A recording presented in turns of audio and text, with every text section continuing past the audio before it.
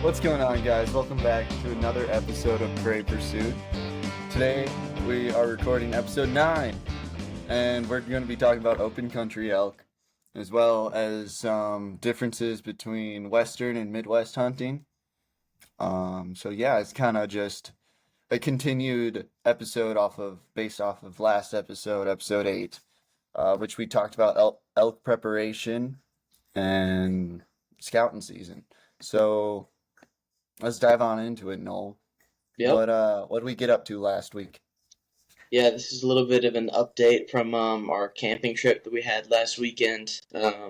We went out and we scouted for some elk. We saw some signs, but it was a little bit drier than we expected, which is unfortunate. But Yeah, super dry. yeah, Um, kind of expected, not to this extreme is what we saw it. The water levels overall in Montana this year are doing pretty decent so far. It's only July, but it's pretty green for July. yeah, I will say. The wildfires have been out, but not to the extent they have been in the past Mhm. couple seasons. Um, So odds are on our side, but with that being said, there is still a scarce amount of water out where we're hunting. yeah. A lot of what we saw on the map with water was just like dried up creek beds and stuff. We did find some pockets of water, but it was more like close to roads and kind of not where we hoped for. But I think if we do Yeah, a lot of some deeper sorry. scouting, it'll help. No, you're good. Yeah, definitely. I agree. A lot of the water source was up like kind of where the ranchers would put it out for their cattle. It was all unnatural, Hmm. and that's fine, but elk will definitely go towards the natural streams first before sitting water. Especially when it's up on the like wide open areas where the cattle ranges are Yeah, and less in the foothills. But yeah, for the next time we go out, we have a better idea, better understanding of where we're gonna target our focus on and do more glassing, find water, find timber, find food, all the above. And I'm not worried. I think we'll find some elk this fall. for sure. Yeah, Um, I was surprised that we didn't see any elk on our little trip. yeah. We did some adventuring around, like, that dusk hours. Hmm. Uh, and then, like, a little bit later into that, we heard some stuff, but it was too dark to get our eyes on it. It Um, was pretty hot when we went out. Like we definitely wouldn't have seen anything during the day. It was real oh, yeah. sunny, real hot. But we saw some tracks around some certain areas. They looked a little old, but that was the most sign of elk that we saw. Right. And we can only wait until they get more active come this fall, come or early season, I guess. Yep. Um, when they start to poke their heads out a little bit earlier, um, or a little bit later into the morning, where we can get our eyes on them better and make a plan. But we saw some nice muleys while we were out there, For sure. Yeah. which is a good feeling, especially knowing their history in that area Hmm. of there's been a lot of it's kind of like a rapid population decrease in that area for the muleys specifically. Really. So it was nice to see a couple wandering around. There's actually quite a handful Yeah, we saw still. like a almost like a herd of them at nighttime, and then we saw a couple bucks crossing the road. That was pretty cool. So yeah, we definitely saw some good antler growth too on them. Oh, definitely, yeah. And it just kind of hypes me up even more for this season, Right. because this area is a general deer tag, Yeah. so Yeah. it's nice. Would be sweet. Yeah. Um, so the plan is basically go back there, check out these couple areas where I believe I found some water off of the road, in the foothills, kind of like some natural springs type of thing. Um, check out that area. I looked it up, can't put up cameras where I drew my tag, so that's kind of unfortunate. So had that all ready to set up, but as we were on our way out, I read some more regulations for hunting and whatnot in this zone, and they said no cameras. So I'm gonna respect that, and we're just gonna have to spend a little bit more time out there and Mm-hmm. do some more scouting. More time in the I feel field. like, yeah, definitely. I feel like we won't go out there again for another month or so, just so we can let the elk kind of poke their heads out more, like I said earlier, at nighttime and later in the morning. Yep. And so we'll have better odds of like seeing stuff and not just wasting our time Yeah. covering land. I said that weird because it's not a waste of time covering land. We definitely need to do that, but it'll be more productive when the elk are a little more active. Everything's a little bit cooler, so we're not exhausting ourselves. And we got other things to scout near town and other things to get ready in preparation for the season. So, Yeah. um, yeah, I just think our time will be well spent a little bit closer to season. Yeah, And for sure. yeah, I don't know. I'm pretty confident with what I got marked out on Go Hunt Mm-hmm. and with my plan A and B, which we can run over right now. Um, All right. so plan A, basically, go out there next time we're out there, wait for nighttime to locate because I just feel like in that area specifically, it will be the easiest. Um, I know they don't call too often, but if they're going to, it's going to be at nighttime. Yeah. And if it's closer to the rut, they're going to be calling. Mm-hmm. Um, so we can locate them at night would be my objective and watch where they bed down. So let's get into this a little bit. There's satellite elk and there's herd elk, bulls specifically. There's satellite bulls and herd bulls. The herd bulls are typically the bigger guys that kind of take control of that herd of cow that he lays with and beds down with. But the satellites roam more often, and they're the ones that typically are like the raghorns that travel super far just for cows. Basically, they leave cows to go find more cows during the rut. And uh, I've heard of stories where they hunters have seen them in one zone and they traveled hundred of miles in the opposite direction, and another hunter will see them in this zone and they're like, "Yep, that's his same bull, but how do you get this far away?" That's how much you're traveling during this rut time. That's So crazy stuff. yeah, yeah, definitely. It's like yeah, they'll be traveling states like sometimes, like especially down kind of near like um what is it, west southwestern Montana, like in the Idaho borders, the Wyoming border, the even in the other direction towards Wyoming. They're just bouncing states. They're getting bounced every direction, and especially when it's high popularity zones, Yeah. they're very hard hunted. They're hunted hard. There you go. Very pressured. But oh yeah, definitely.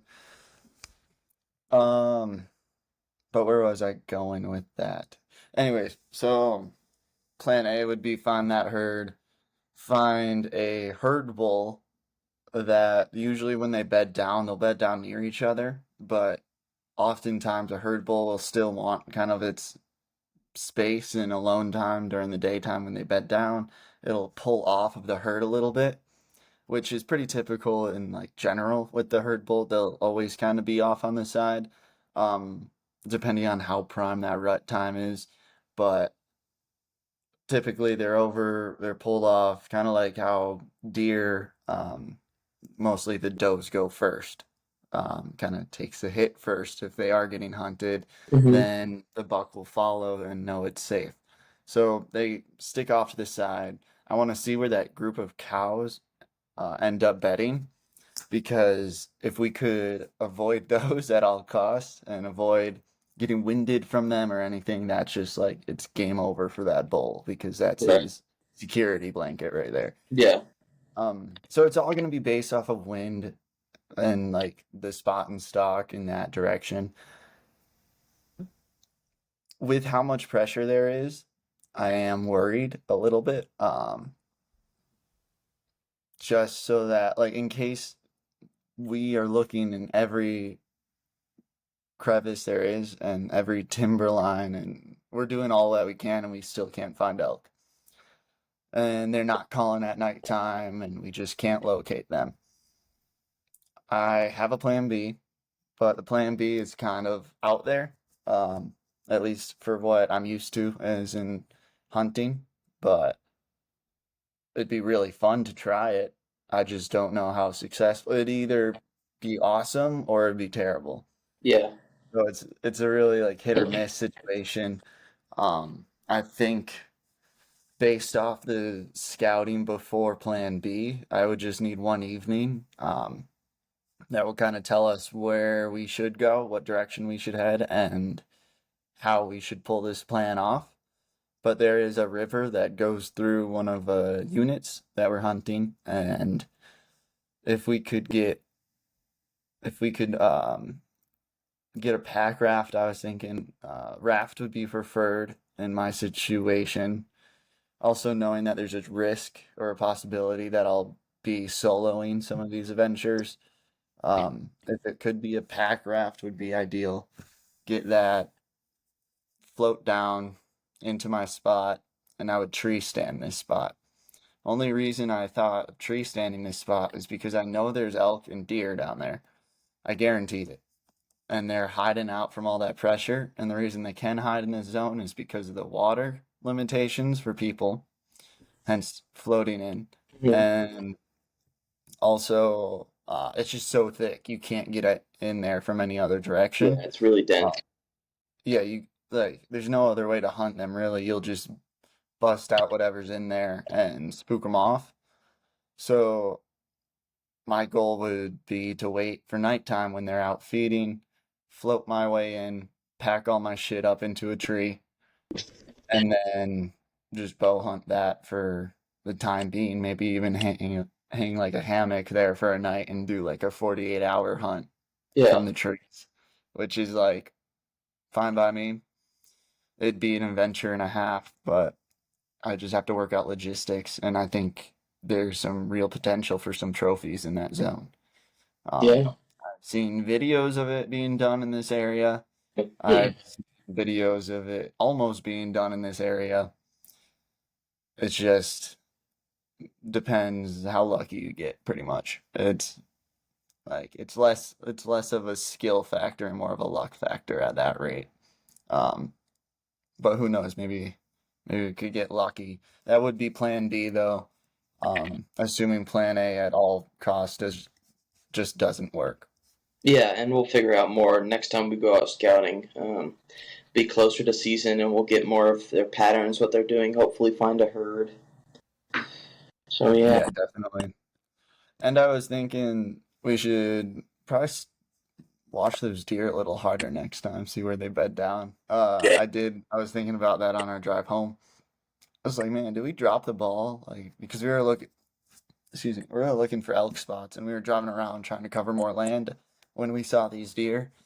But there were some nice, like, there was at least one or two shooters we saw, um, at least for myself. And I was like, did we drop the ball and not focus on where they're going and like stuff like that? But I don't think it's the time of season I should even be prioritized with the deer and their movement right yeah, now. It's like they're kind of all over the place. It's their summer feed time. yeah. Deer isn't my priority, so I was happy we kept covering ground instead. And it's more, we couldn't really see where they were going because we kind of just spooked them off to wherever they, I don't know, didn't want us to be. So we kind of messed up Yeah, their moving pattern, anyways. Right. Nonetheless, I got them all marked where we saw them, Yeah, just in case for future reference. But it was pretty wide open right off the road. Don't think it'll help us too much in the future. yeah, yeah, a lot. Yeah. Um, if anyone back to that plan B real quick, if anyone has recommendations for a saddle hunt setup, like a saddle, what am I saying? Tree stand, let me know what you recommend and why.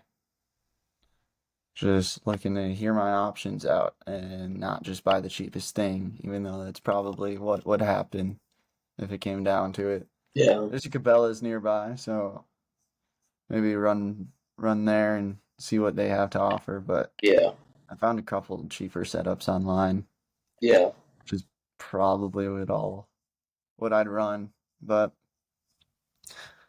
yeah, other than that, it's just main priorities is avoiding people, finding water and food and timber. But biggest thing is other people, and water. Those are the two biggest things, yeah. basically. Two biggest concerns. Yeah.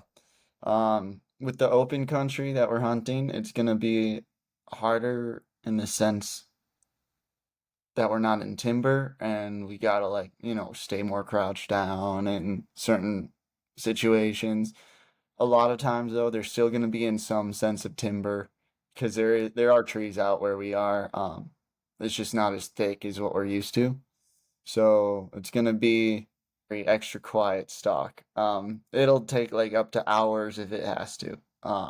What I've learned from the past is always take the hard route and never easy route when it comes to this, because if you try to take a shortcut and predict the wind wrong, or you feel the wind switch up and you want to take a different route, what I've learned is you're always going to fail that way. You can't take the shortcuts. You gotta walk that extra mile and a half to the other side of the mountain if the wind's not right.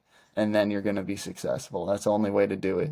And that's why people believe it's so hard to achieve great kills out here in Montana. It's because they just don't think about it. They're like, oh, there's my target bull. Let's go in after it. And Yeah, they then don't you're take the extra step. Yeah, and they're like, "Oh, it's fine. Like I can make the shot still, or whatever." And the wind is blowing a little heavier than they realized. Getting winded right up into the elk. They Yeah, blow them out. Then boom. That's like they're not gonna see them after that. yeah. So as long as we play it right, not too worried. This open country stuff, most likely we'll get in within 100, 200 yards. Take the boots off. Go socks deep into the cactus out there and try to avoid that cactus. But Hope for the best. Yeah, yeah, at that rate, I'll be numb to the pain until after I let an arrow fly. So yeah. um, then I might be cussing a little bit about it. Probably. Going Yeah. back to the boots. If you get something though, you probably still numb to it.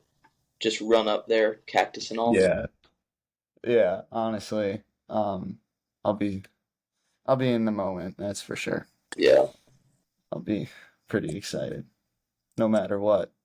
yeah. Um, I'm just I have I'm very, very eager for this season, to say Oh the yeah, least. Noel knows that. I talk about it every day at work, and our coworkers. That's all we talk about really is preparing for this season.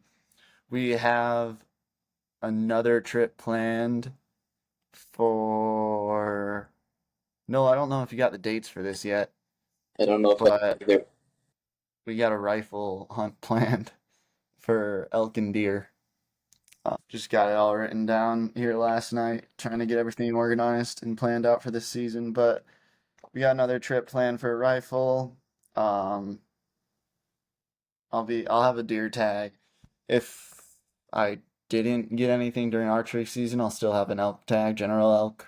Yeah, If I do get something this elk season, won't have that tag anymore. So I'll still be working on deer, but you'll have an elk tag. Yep. Our other coworker has an elk tag. He's actually bow hunting this region before the rifle hunt opens up. We'll see how that goes. Okay. So I wanted to talk a bit about the pros and cons of hunting the third week of September, because the third week is known to be the best for the rut. It's best because during the rut, these elk are all amped up. They're running around. They're showing themselves during the daytime. This is the best opportunity to get a shot off. Um, and they're just a little bit like the bulls are pretty dumb when they're in the rut. At least definitely the raghorns or the smaller bulls, the less educated bulls. They're going to be running around and leaving open shots, Yeah, shots wide open. they're gonna throw Yeah. caution to the wind, and they're gonna walk into the sights of our bow. Yep. So that is why the third week is known to be the best. The reason I say there's pros and cons is because as a resident, the third week isn't always the best week. I've been, this is my first season of elk hunting, same with Knowles. I've been doing a lot of research on this stuff and I keep hearing the same things. But the problem is it's the same things from different types of people, out of staters versus residents. Um, what I mean by that is that all the residents are like, yes, this is the best time for the rut typically, but it's not necessarily the best time to hunt.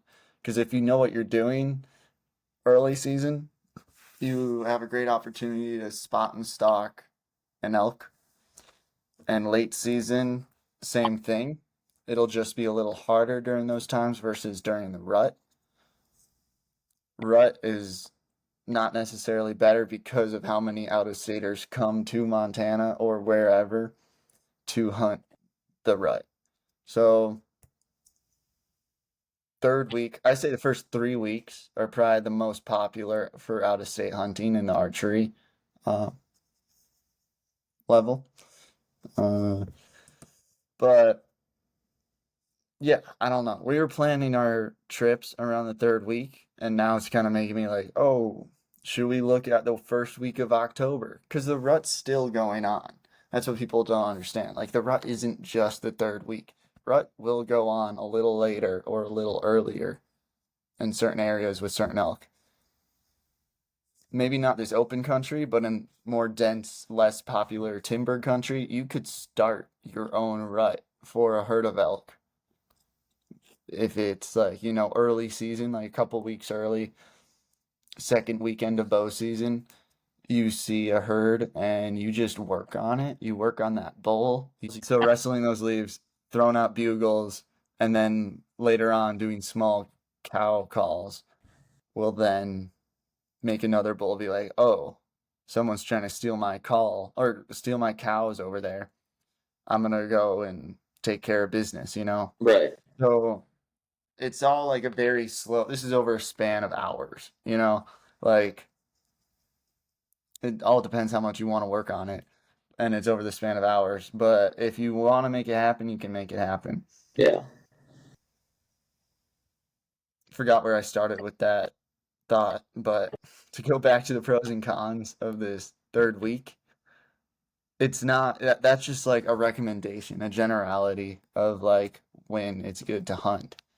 um but it's making me definitely think more about the out of staters because that's what the zone is known for. And for us, it'll be more pressured during this time, which it's already pressured in general. So if there's more people from out of state as well as the residents putting enough pressure on them this third weekend, I don't know how much I want to be like, oh yeah, this is the weekend to go. So I'm thinking like the week right before or right after might be perfect. Um, and avoid. I want to go from like I don't know. Still got to figure out the details. But if we did like a week, like middle of the week, left on like a Wednesday or a Tuesday, that'd be awesome because then when we get there, there's nobody there. Everyone, it's like weekend warriors. They're out Yeah. there weekends only Friday through Sunday. Hmm. And we're gonna be a couple of those a few weekends, but Mhm. this one week we gotta, I don't know, I want to plan around all the other weekend warriors so we can have some opportunity out there Yeah, to find them and then get on them before it resets over the weekend and they all get bumped somewhere else. yeah, Um, the reason I say third week, like the fourth week, even like week after the third week, hmm might be a little easier is because if we're good enough to find those elk, or if we have enough experience to know where to look for them, then we don't even need to worry about the rut. You know, it's like the rut's kind of like a helper to find them. That's how it is in my mind. But hmm as long as we find them, I feel like we can put a play on them pretty well. Just using that wind direction and cover. yeah, So yeah. yeah, that's just something I've been thinking about lately. And then yeah, I don't know. I've done some recent work on my bow. So just bumped up the poundage to 60 pounds. I thought it was already there, not gonna lie. But I forgot when I first got this bow. I was in a car accident earlier that day, and then I went to the hospital, went to the bow shop, bought a bow. Couldn't pull back 60 pounds because of my concussion and a couple other injuries. Yeah, So I was just like, I'll take this bow, but can we set it down to like I think it was at 53 pounds or 54 pounds, something super like random. It wasn't an yeah, even number, but um yeah, I don't know. It's up to 60 now, so that's good. Was hoping to get it to 70, but I'm just gonna keep slinging arrows and build my way up. Probably like mid-season, maybe put it up another 5 pounds or so. yeah, 60 will get the job done. I'm not worried about that. It's and my placement's been pretty on point lately. And while we're talking about it, I know I mentioned it like early podcasts, and I don't know how much I told you guys, but I currently have a Hoyt Alpha X, and it's like I said, set at 60 pounds with a 29.5 inch draw length. I just got new arrows as well. Planning practicing with them right now. Might try out another arrow before season, but I have a feeling it's gonna sneak up on me, and these are just gonna end up being my hunting arrows because they can be. And I'm using for the arrows Easton Axis 5 millimeter. It's like 300 grains. Um, put an aluminum insert in there with the recommendation from the guy at Big Sky Archery and Bozeman because he knows way more than I do. And I walked in there, I was like, I don't know anything about arrows. yeah, What do I need to know? Help me put these together for hunting elk. And this is my poundage, this is my draw length. yeah, He helped me out. Um, he actually runs his own podcast, Shed Pursuit. So thank you. Brendan, I believe his name is. Uh, might have to double check that, but apologize if I got that wrong. Shout out to him for helping me out with my arrows. yeah, And yeah, I'm excited to get more like deeper into that and learn more about it. Learn how many grains my arrow should weigh. What's the difference having a little heavier arrow versus the lighter arrows? I know this might not be true for all, but for most, I believe the lighter arrows are normally a little quieter. And then the heavier arrows obviously have harder penetration, but might have a little more sound to it when you release it, which are both things you want to take into consideration when elk hunting or hunting in general. Just making sure you don't spook the animal before the arrow actually makes contact, because yeah, that happens more often than you would think. Especially, I've heard in Africa, some of their animals can't think exactly what it was that I was watching this video on, but some of their animals just duck the arrows every single time. It's insane how good their hearing is. yeah. They have like super senses over there. They gotta like avoid cheetahs and stuff. So I mean, what do you expect? Yeah, I guess it makes sense in that sense. Yeah, Um, but yeah, I want to start making my own arrows. Probably start it this fall, but probably won't hunt them until next year. Yeah, But just starting them up and getting it a routine down of making them and how I like it, being able to test out different grainage. Is that a word? Grainage. I don't know. I just made it one if it's not a word. It's a word now. But yeah. Yeah, I'm interested in arrows and getting into that, totally tuning my craft and perfecting it. Speaking of tuning my craft, still got to get my sight fixed, Oh yeah, black and gold, but it's working for the time being. I know my little tweaks that I need to make to it to totally get it dialed, but yeah. for right now, it's working just fine. That could be a this week thing, probably. Yeah, it's definitely on the to-do list. It was this Yep. past week, but Mhm. now it is this week Yeah, again. We'll see if I get to that, but or like I'll let you know when I get to that because that's gonna happen soon. yeah. And I think we're going shooting tomorrow, right? Yep, that's the plan. Cool. Yep. Um, all right. So next up, I wanted to talk about some new gear I got. Last time we talked about some Stellar Sitka clothing, right? Yep. Intercept pant Yep. and the scent pant. Yep, yep, yep. Yep. That's what we talked about. Yep. And I ended up going with the intercept pant. Not because I wanted to necessarily, because of the price. All right. That's fair. But I wanted the scent pant. They didn't have my size or the color I wanted. So Mm, I was like, all right, not worth it then. yeah. So I did look into First Light again. Um, for how much I'm spending full price there, it ends up being about the same price with my deal at Sitka. So went with Sitka. It's a little bit more durable, and these pants look stellar. To match it, I just got a core lightweight hoodie. It's like a mid-layer lightweight hoodie. Hmm.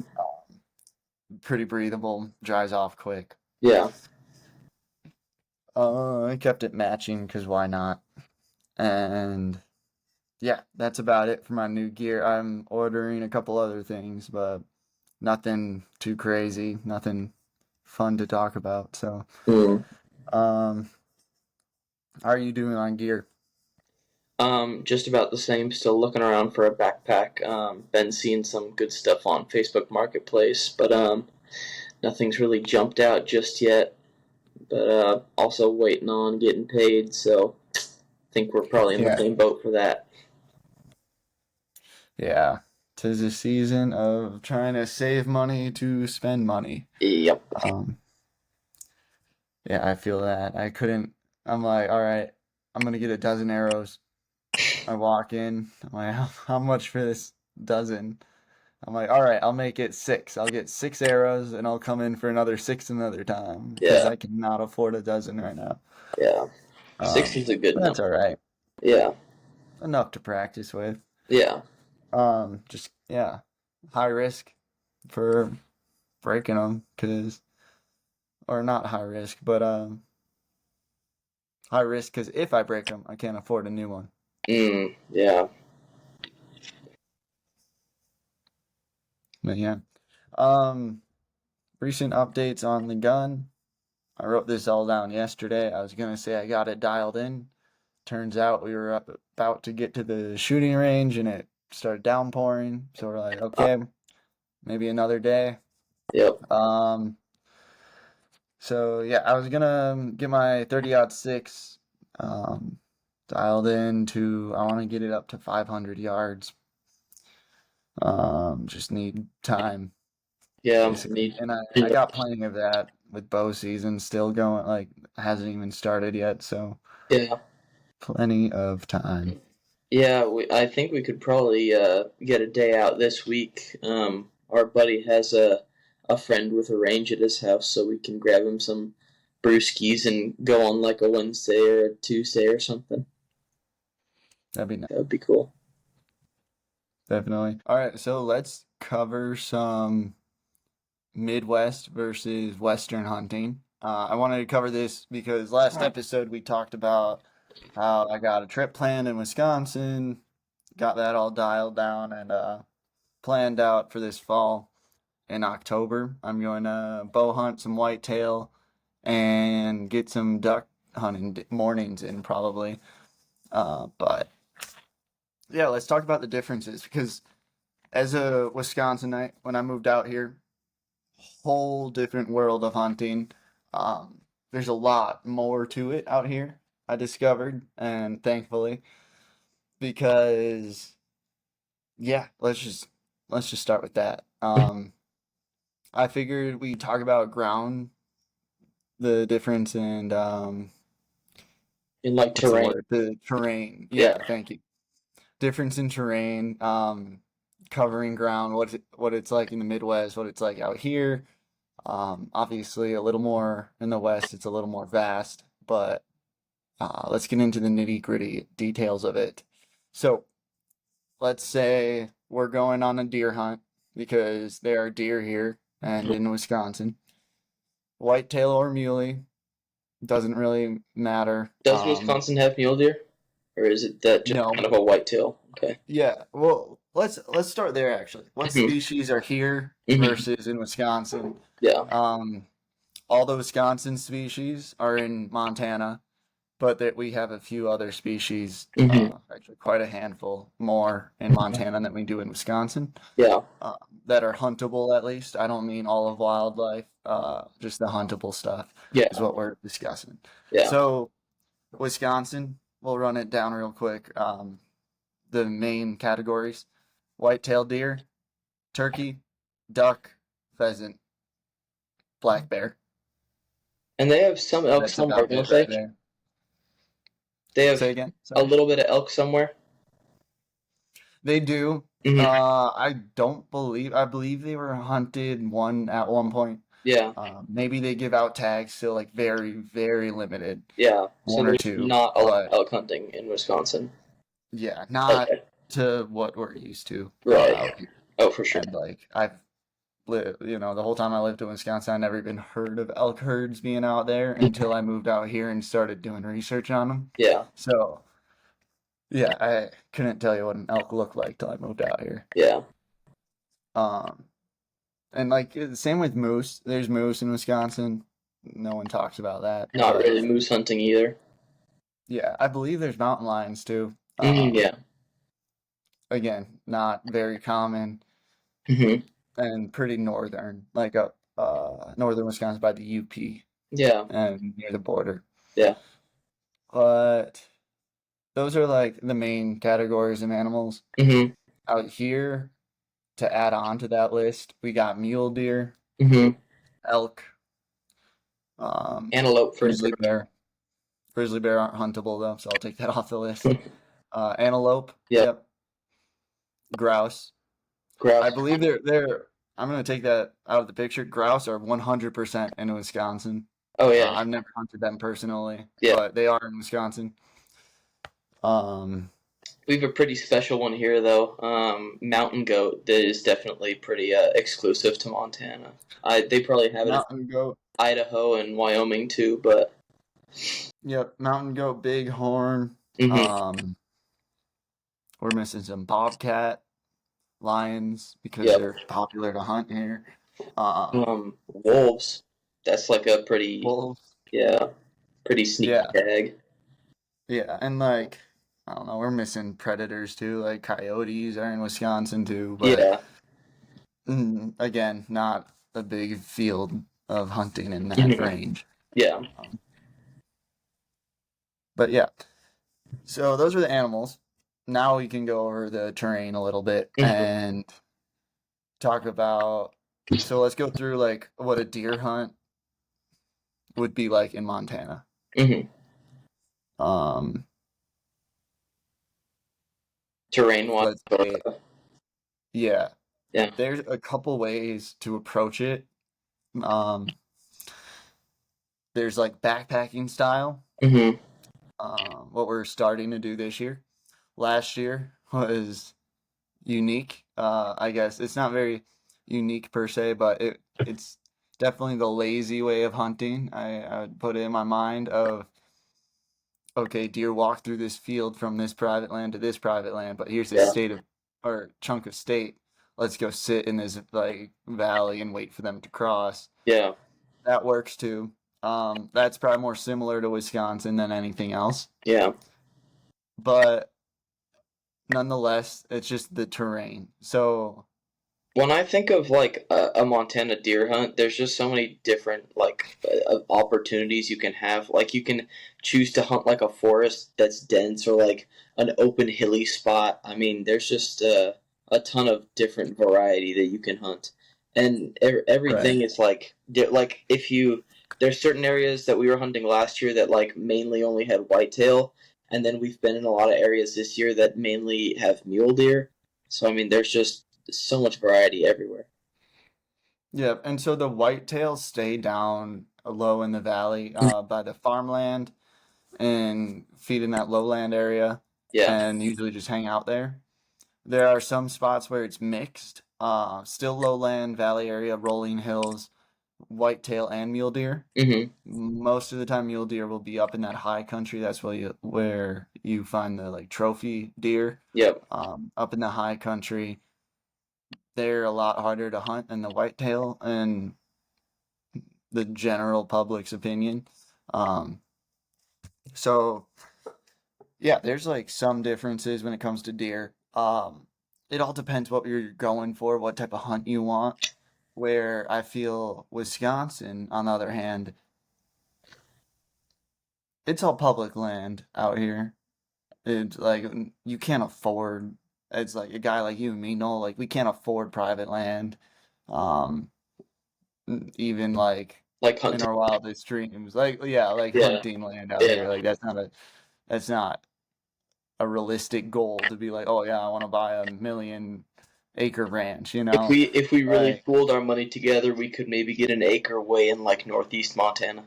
yeah, right. Way out in the So boonies. so for us, it's all public land. In Wisconsin, that's not totally the case. There is public land. Hmm. It's just not as well known as Yeah. it is out here. Definitely a lot Most of our less to it. land, yeah, a ton of our land out here is all public, whether it's BLM, BMA, or state land. Yeah, that's another We difference. have access to it. Yeah, do we want to go through that real quick? Yeah, that's another difference between Wisconsin and Montana is we have public land, but there's different types of it. Like BLM is like federal government land, and then state land is state of Montana provided land, and then there's block management areas that's they pay the farmers who have hunting land for hunters to be able to hunt the land, which is also I guess Montana state provided land, but it's a different type and it's only open more towards hunting season. So I mean, there's just way different options, and I mean those areas we hunted a couple block management areas that went way back. We had to go past cows and everything. It's quite the experience. Yeah. So like as a Wisconsin hunter, I'm used to all this private land stuff, right? So Yeah. when I'd go deer hunt at my dad's farm or something, we park up at the driveway or whatever, walk less than a half mile to our deer stands, Yeah. and then we sit. We sit and wait, and that's about it. Hmm. Um, there's not much walking, not too much exercise there. You're Yeah. just sitting and waiting, twiddling your thumbs, scrolling through reels, Yep. wasting time however you can. But Montana is just like you could do it that way, especially for whitetail out here. There's property you can do that on. Yeah. Not necessarily great public property to do that on. A No, lot of we've great private property. yeah, we've seen people's private land with like deer stands up in trees and stuff, but when you look at the Right. public land, it's more flat and open, and you're just waiting for deer to cross and that kind of. scenario. Right. Unless you're up in that high country for the Yeah, mule deer, then it's all timber and it's like you're not gonna find a game trail where the deer cross every night. Like right. they're all over. It's not They're consistent. like They have expansive. a lot more area to cover. Exactly. Yeah. And so do you as a hunter. Yep. Yep. Um, so out here it's pretty much almost always spot and stalk. Yep. Not so much of that saddle hunting as we were talking about, even with elk. That's a weird not weird, but a unique way to go about it. hmm Uncommon in Montana for sure. Uncommon, but not unheard of, Yeah. you know? Yeah. Like it's possible, but hmm not common. hmm Um so yeah, for a deer hunt, it could be going back to differences. It could be sitting in Montana, it could be just like an elk hunt where you're walking around glassing. hmm You're not going to find giant herds of these deer, hmm maybe just like a couple. The biggest herds will be at night when they're feeding out Yeah. in the open. Um, Yeah. they'll act as elk though. We saw like a herd Sorry. of 9 last time we were out, and there was like maybe one buck in there, but they got spooked off pretty quick. And I mean, that's like the biggest herd that I've seen, at least of mule deer here. Yeah, and in the summertime, I think their herds get a little bigger. Yeah. But then the bucks start to break off. Like right now, they're in their bachelor groups. hmm Yesterday, actually, we saw a group of like 5 bucks together in a field. Really? One was absolutely massive, all whitetail. But that's just an example of like they'll be in these bachelor groups during the summer. Yeah. And then come fall, it's like, okay, I've had too much time with you. You're pissing me off because you want all these ladies. I want all these Yeah. ladies. And they Yeah. start tussling and Yeah. spreading out and whatnot. Yeah. So, yeah, I think that covers most of the deer hunting topic. hmm The biggest difference is just within the whole state is the public land. I can't push that enough. Wisconsin has public land. It's probably more popular, or sorry, not Pressured. popular, but pressured. Yep. Yep, probably more pressured because it's more dense areas Yeah. and less of the public land to go roam. So it's like you can only use so much of it, you can only hunt so much of it.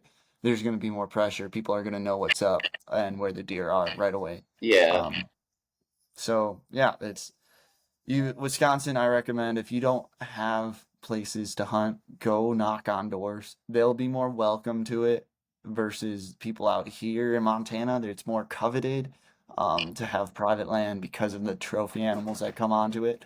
But in Wisconsin, it's more so a nuisance to have deer on your field than it is to have someone walk on there and take care of that problem. Yeah. There is a high population of white-tailed deer in Wisconsin and it needs to be taken care of. That being said, I know we do our job at, um, or I shouldn't even say we, but my dad does his job at his land, um, taking care of the does every season.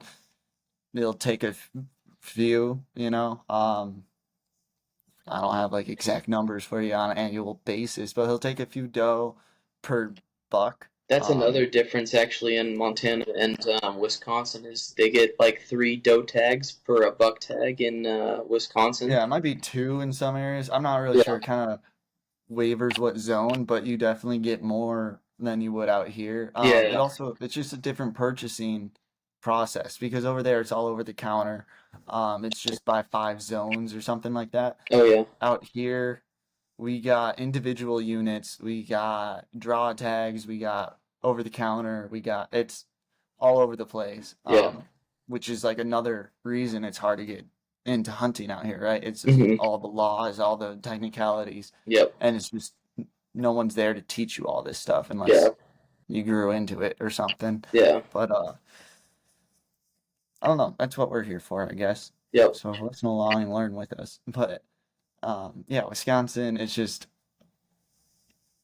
a different environment when it comes to hunting and how the animal and wildlife are thought of out there compared to here. Yeah. Um, but yeah, they Yeah, they had too many deer in Wisconsin. I'll tell you that right now. Yeah. There's a lot of does. It's crazy. No. But I wish we had problems like that here in Montana, especially Yeah, with the we elk. there's so much open land that if we had so much deer, people would be getting like two deer in one shot over here. Yeah, seriously. Yeah. Um, yeah. So let's go into like duck hunt situation differences there.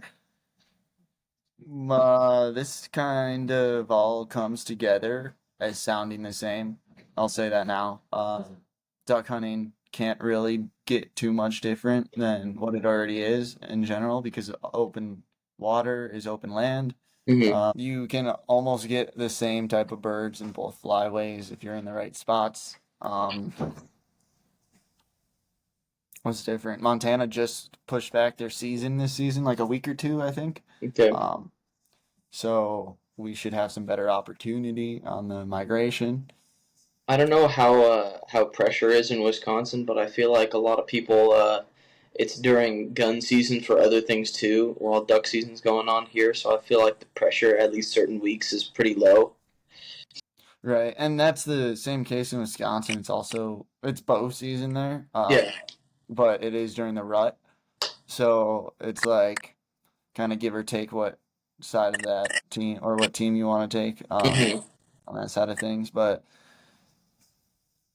yeah, I'd say the pressure is more. It kind of goes back to the public land here in Montana. It's like more pressure, but also less, just because there's more area to hunt. There's more Okay. water to hunt in Wisconsin, so it almost is less pressure. Yeah. But the good hunting holes or honey holes Yeah. will be filled pretty quick, and it will have high pressure. That makes sense. Yeah. Versus out here, it's less popular. All the rifle things are going on, like Noel said, so it's like not as pressured. Yeah. But if you're going the honey holes out here, you're gonna get competition trying to race your way out there for sure. Um, Access also out here isn't always easy when it comes to rivers. Same case can be made in Wisconsin, but oftentimes people are hunting off lakes out there. Yeah. It all just depends what type of hunt you want, where you're going, what you're doing, private, public, river, lake. So if you have any specific questions, be sure to comment down below and we'll get to those by the next podcast. But Is limit different in Wisconsin than here? oh yeah, thank you. Limit is a lot different. Hmm. Can't tell you specifics to be honest. Okay. I haven't hunted there in a bit, so I'm gonna have to refresh myself on the laws as I get closer to that. Yeah. But limit out here is seven ahead. Yeah. We can look it up right now. Why not?